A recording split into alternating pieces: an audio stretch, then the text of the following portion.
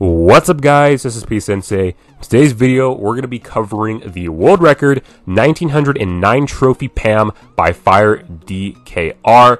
Now, the footage we're going to be covering is straight from their YouTube channel, so go ahead and check them out. I will leave a link to them in the description. Make sure to like their video and give a sub and let them know that they came from Sensei. That'd be very cool. But anyways, the video is mostly highlights, so I thought instead of covering, like doing a play-by-play over the highlights, I'm gonna be talking about some issues with how the community perceives this, because a lot of times when an insane record is beaten in solo showdown, the people that get a lot of hate from the community. They say, oh, it's just no skill, you didn't solo showdown, not that impressive. So I'm going to be addressing all of those complaints that people have, because I do think that this is very commendable and it's very impressive. I mean, most people wouldn't be able to push this high, and so it just kind of hurts when I see a lot of people just like, oh, it's just no skill, right? Super easy, right? So I'm going to be addressing those. Hopefully we can get some full replays from them soon, but for now, we'll just have this highlight montage here. But anyways, let's get right into it. Also, before we get into the video, just like to make a quick note that I did change my name to Sensei YouTube. Hopefully, when people see me in game, it'll bring more attention to my YouTube channel. Anyways, let's head right into the video. Alright, so to better understand what I'm talking about, let's take a look at the 8-bit world record set by Alive Sin, I believe. A few seasons ago, Alive Sin pushes 8-bit to 2,500 trophies, completely smashing not only the 8-bit world record, but the Brawler world record, completely out of the park. I mean, the 3v3 records just don't even come anywhere close to this insane record that Alive Sin got. And, you know, it is a very impressive record. Did it in solo showdown, obviously. And, well, I mean, the community had a lot of mixed feelings about it. And I'm not going to cover every hate comment, but, I mean, I'm just going to show you one example from Bobby Brawl Stars' video when he got his Gene push to 2,000 trophies. I'm just going to show you a comment just to see the kind of vibe that some people have towards this record. So here we have a comment. I've blocked out the name, but you can go ahead and look at the video yourself. 153 likes and hearted by Bobby himself. 2,000 trophy, Gene, Carl, Spike, Mortis, and Piper the same season. And if you didn't know, all those brawlers were also pushed to 2,000. The 2,500 plus 8-bit is organized teaming, so I feel he's kind of cheating. And I have a lot of problems with this. First of all, it's the accusation of organized teaming. There's just no evidence whatsoever that Alive Sin organized teams.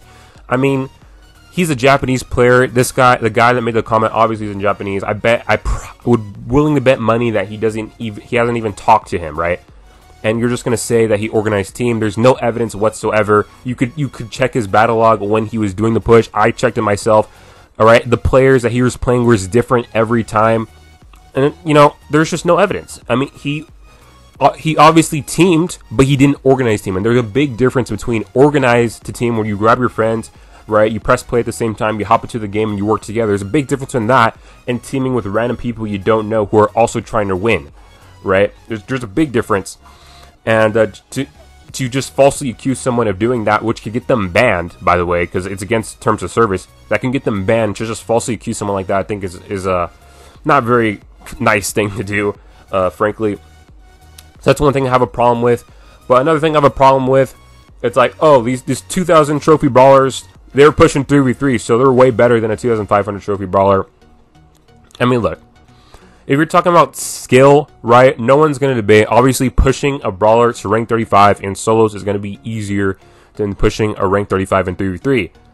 But ladder isn't the place to judge skill, and I always say this. Okay, if you want to talk about skill, talk about competitive play, right? If you want to be the best player in the world, no one's going to say that you're the best player in the world because of your rank 35s. They're going to say you're the best player in the world if you win the Brawl Stars Championship and beat every other team in a competitive match. All right, and the reason why is because even in 3v3, you're not guaranteed to face the best comps. Okay. I remember just the other day, I was playing with randoms and I faced a team that was pushing to rank 35. You know, how does that make sense, right? It's not like you're facing equal competition in 3v3. And there's also an issue of people sniping people. This usually happens to top players or top YouTubers right? When they're pushing super high, people will snipe them and literally give them free wins, which I think is a problem that not a lot of people address. So pushing in 3v3 isn't as skillful as you might seem. It is, I would say, it is more skillful than pushing in solo showdown for sure, but definitely not as skillful as you might seem. So that's why I always say, if you want to talk about skill, go play in competitive, right? Do the 15-win challenge, go to qualifiers, and then that's where you can see how good you are. But, you know, people saying, you know, people putting an asterisk saying, oh, you know, I don't really count it as, you know, impressive or not. You know, people don't realize how long it takes to get to that point. Okay, you have to be playing for hours and hours every day, and that's a commitment that most people wouldn't be able to do.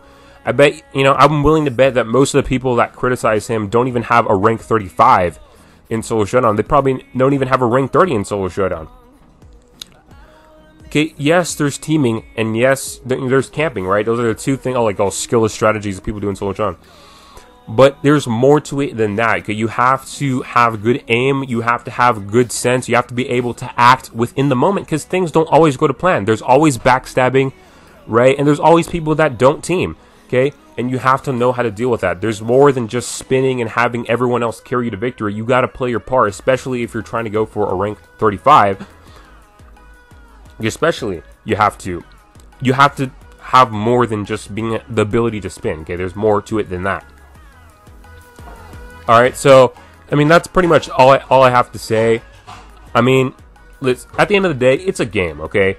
Like, why are you going to attack a player for playing a game? You may not like how they play, like what they do in the game, but at the end of the day, it's a game. As the saying goes, don't hate the player, hate the game. If you hate the fact that someone was able to push super high in Solo Showdown, complain, give your complaints to Supercell. Don't hate the player, okay? Like, you can have your opinion. You can have your opinion about Solo Showdown. That's fine. I don't have a problem if you dislike teaming in Solo Showdown. My problem is when you attack the players who team, right? Because that's when things start getting a little bit toxic and stuff. And I don't really like that. But it happens a lot. It happens a lot. You see people saying, "Oh, you're a dirty, skillless Showdown player," or "Oh, you must have organized team, bro." And it's just not a very good, you know, family-friendly environment. It's just a very toxic environment. So I would encourage that the people who do that would stop. You can have your opinion about Solo Showdown, that's completely fine, but just don't attack the players, and especially just don't accuse them of things that they didn't do. But anyways, that's all I have to say about that issue. Let's just go ahead and look at the highlight reel. Alright, getting into the highlights here, as you can see, Firedkr is on the bottom left of the map. Closing in, 6 people left. On Riverside Ring, we have a Sandy over there. We have 2 BBs, one on the right and one on the top. Sandy uses his storm, and Firedkr doing a great job keeping their range against the Sandy, making sure that the brawlers don't get too close.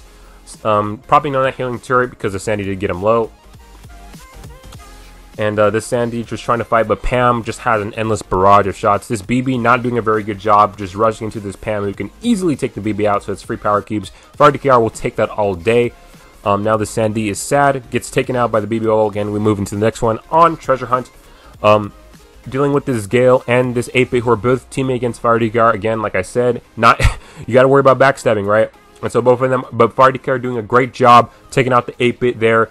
And now Firedkr doing the smart thing. Firedkr here has more HP than the Gale, so Firedkr is going to use that to his advantage and just play Ring on the Rosie. Now this Gale tried to get smart by placing the jump pad, but Firedkr is able to avoid that. And because of the amount of HP that Pam has, Pam still had more HP than the Gale even after leaving. Okay, next into the next replay, Firedkr going against a 9 power up 8-bit here.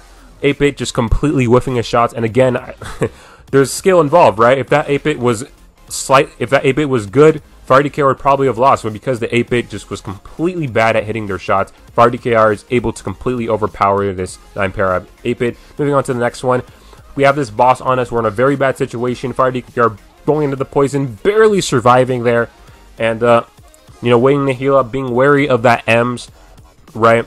Firedkr sees that there's a Terra over here, shoots the Terra to get the Terra low so that the spike can finish them off. Again, the boss on us, not what we want. Popping the sad emoji because the boss is on us. Firedkr just shooting this to keep people back. Okay, well, we have this M's over here in this bush. Okay, and now this interesting interaction happens very shortly. as the M's and the Spike continue to fight each other. They get each other low, and then Firedkr is able to finish them off for the kill. Heading into the next highlight here on Safety Center, we have the Primo that's trying to go after Firedkr, but Firedkr is able to avoid that, keeping the range. And yeah, I mean, there's nothing the Primo can really do there. Heading to the next one, back on Riverside or Ring, I believe. Firedkr facing a Leon and a Crow, who are both teaming against Firedkr. Crow tries to jump, but I mean, Pam's healing turret just super strong against Crow. Circling around this Leon. Leon tries to be sneaky with the clone, but Firedkr recognizes it, and now Firedkr is healed up. There's really nothing that Leon can do at this point. We have our turret, and it's just, yeah. So GG for the Leon. Leon tries to be sneaky with the speed, but Firedkr is able to see where the Leon is, get the Leon low, and there's nothing Leon can do here.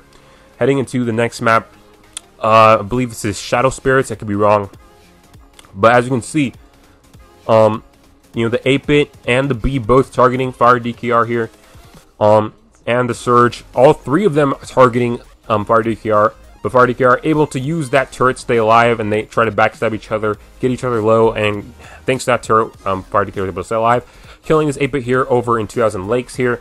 Okay, we have the Surge, and we have this Jackie. Right, unfortunately, we get a robot spawn right on us. Now the Surge tries to backstab, and again, as I said, backstabbing is is something you have to deal with. Now, very, very, very clutch here. Firedkr goes in the corner, heals for 1 second, then gets out to shoot the Jackie.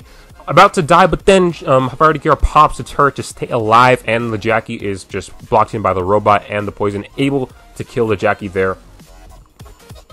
So very OP. Like I said, go ahead and check out Firedkr. But anyways, that's going to do it for this video. If you want me to cover Alive since 2500 8-bit, he definitely has YouTube on his channel, YouTube videos on his channel, so we can cover that as well. But thank you guys for watching, and peace.